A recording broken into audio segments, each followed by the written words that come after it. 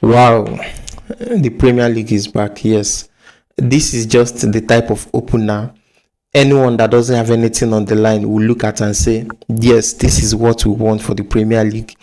But as a Liverpool fan, yes, it is dramatic, it is enjoyable, but I wish it didn't have to be this way. I really wish it didn't have to be this way because from the 60th minute to basically the 88th minutes of the game, I could not breathe very well. Seriously, like we were not just finding our ways in that particular moment in the game. And it was also within that moment that we conceded 2 goals, despite already being 2 goals ahead. And guess what? At that very moment, everything that was running through my mind is we made the same mistake last week. Yes, we made that mistake against Crystal Palace last week. And one other thing is that in midweek, Tottenham made that similar mistake against PSG. How can you go goals ahead and you ended up playing draw? So at that very moment, until the 88th minute of the game, I was just struggling. Like I was honestly not happy with what I was seeing in the game. But by the end of the day, what matters most is the 3 points, a win, and that is exactly what we saw. We got that win, we've bagged the 3 points, and now we can breathe and look into some other parts of the game. The first part of the game, which I wish I don't have to talk about this thing. I seriously wish it didn't happen, but it happened, and that is the racist chant on Semenyo. Not even a chant because it basically happened from one person, I assume. But there was a racist remark on Semenyo during the game. It was in the first half of the game. At some point, the referee had to pause the game. He called the two managers together and they were having a conversation. My initial thought was that maybe the managers are becoming too animated or causing trouble for the fourth official. That was what I thought. I thought that was the case.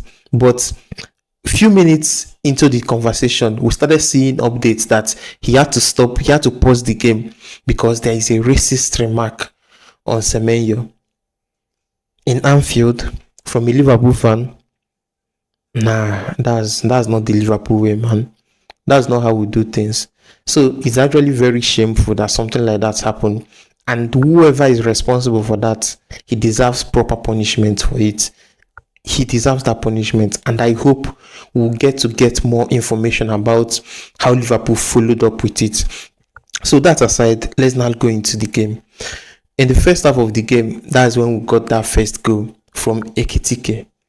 This Ekitike guy, the exact type of player Liverpool need in that number 9 position is someone that will come and have instant impact. Yes, we saw it with him last week against Crystal Palace. He came on board within 4 minutes of playtime. He had that interesting combination with Florian Wirtz and he got his goal. But of course, we knew that whatever happened in Community Shield game, it doesn't really count as a start for proper game. So we did not read too much into it. But in this very moment, in today's game, everything counts and he got his goal. And I'm very happy for him. He fully deserves that goal. As if the goal is not enough, in the second half of the game, he gave an assist, a very interesting assist. And yes, Cody Gakpo was on the receiving end. He scored from that. So the 2 goals we scored in the first 1 hour of the game, Ekitike was fully involved in it. And that is exactly the type of performance we expect or we want from someone that is taking up that number 9 position for this very moment. Now, the interesting part of his game is that if we end up getting a proper number 9 like Isak, like a fixed number 9 like Isak, Ekitike is not going to struggle with game time. He can still play off the left. He has experience playing with strikers. So this is a very good start for him. I'm happy that we have him on board. And of course, he gave the Diogo Jota celebration. That's actually the best part of his celebration today. So this is actually the happy part of what we saw today. But after that first 1 hour of the game, from the 60th minute to basically the 80th minute of the game, that 20 minutes interval, I mean, if you watched the game as a Liverpool fan, just tell me what happened in that 20 minutes. How were you feeling? When we considered the first goal and when we considered the second goal, how were you feeling at that very moment? Interestingly, the person that scored the goals is Semenyo. So yeah, it happens. By the 80th minute of the game, Liverpool, who were winning 2-0, we already playing 2-2. I mean, what the hell is seriously, what happened? We need to ask important questions because we've been seeing this thing in recent weeks. Well, the good news is that we already bought Giovanni Leone in that centre back position. Although we know he's a very young lad, we got him for 35M from Parma. He walked into the pitch today. He was there to watch the game, although he's not part of the match squad, but he's going to be part of the squad for this season. In fact, after what we saw today, coupled with the things we saw in recent weeks, I'm almost certain that Liverpool would have to make urgent moves to secure the signature of Maguire and have him be part of this squad. So let's get to the best part of the conversation. At the 80th minute, the scoreline was 2-2. At the 85th minute, the scoreline was still 2-2. But then Chiesa came on board and he scored. I was so happy for him. Seriously, he really deserves that goal because despite the fact that he is the only person who signed last season, he could not really play ball for Liverpool last season. Like, we saw him a couple of times, but anyone that watches Liverpool understands that he really underperformed. Not because he's not a good player. Chiesa is a good player, but he was always injured. So today we saw him fully fit. He stepped in and he shows us that I'm good for this game. I'm ready for this game. And seriously, I'm very happy that we did not let him go because there were serious conversations about selling him in this particular window. In fact, for the preseason tour we had in Hong Kong and Japan, he was not part of that squad, but he had his moments today. Yes, at the 88th minute, he scored to push the scoreline to 3-2. So that is it. I was so happy for him. Just watch his celebration. You would know. He knows that, yes, this is a very important win for him. It was also a very important moment for him to get his goal.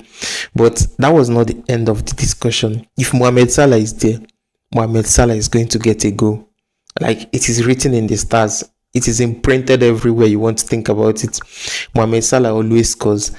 And today it seems like it was not going to happen. Why? Because even at the 90th minute, at the extra time, Salah have not been on the score sheet. But somehow we still managed to do what Salah does best. Yes, he got that goal, 90+4. And that was a perfect way to wrap up this opening game of the season. So yeah, at this very moment, we are all happy because we got the win that we deserve. But this video could have gone completely different. It would have been a full rant if the things that happened in the last 8 minutes of the game didn't happen. But yeah, it doesn't really matter at this point because the smiles are there, the excitement is there, and this is a very interesting way for us to start this season. I mean, I was not really excited with the type of substitutions we did today. Yes, bringing in Chiesa worked in our favor, but having to take off all the new signings, Ekitike, Vets, Frimpong and Kekes, having to take them off at the moment they were taking off the game, it did not look like a very good decision, especially that substitution, that first set of substitution we did. I mean, I fully understand taking off Kekes. He did not really have his best game. He had troubles in that his position, plus he picked up a yellow card in the first half of the game. Taking him off at the 59th minute, if I'm not mistaken, I get it. But taking off Frimpong alongside him at that very moment, it wasn't the best decision. I mean, if you took off Kekes and brought in Robertson, no problem. But taking off Frimpong too, nah. From the moment two of them left the game, it basically opened up the back line. And if you notice, for the second goal we conceded, it was a counter attack, and we basically had Van Dijk and Konate trying to defend that particular ball. But at that very moment, Endo was part of the fullback, Robertson was part of the fullback. They were not fast enough to make that recovery run. If it was Frimpong, honestly, he would have covered it. he would have been fast enough to cover it. But this is not the moment to complain about these things, because the focus now is on the win, and I'm happy that we've secured these 3 points. But let's not be carried away. So hopefully we'll get to hear something good about adding someone like McGuey into the squad, and it would also be good to hear that Conor Bradley is back and fit, because in that right back position today, Endo played there. At some point he was pushed into the midfield, and Gomez has to be mentioned, because Gomez is back, and it's actually good to see him back. We need as many players as we can get, and we need all of them to be fit. Imagine what could have happened today if someone like Chiesa was not fit to play. So each of these players are very important to the squad. As far as they are there, as far as they are Liverpool players, each of them would have their moment. I just need all of them to be fully fit for this. So that's it. This is where we're wrapping it up on this particular one. The season has already started, so look forward to more match reactions and football related content on this particular channel. If you are seeing me for the first time, welcome on board. Now go and like, then subscribe to the channel. See you on the next one.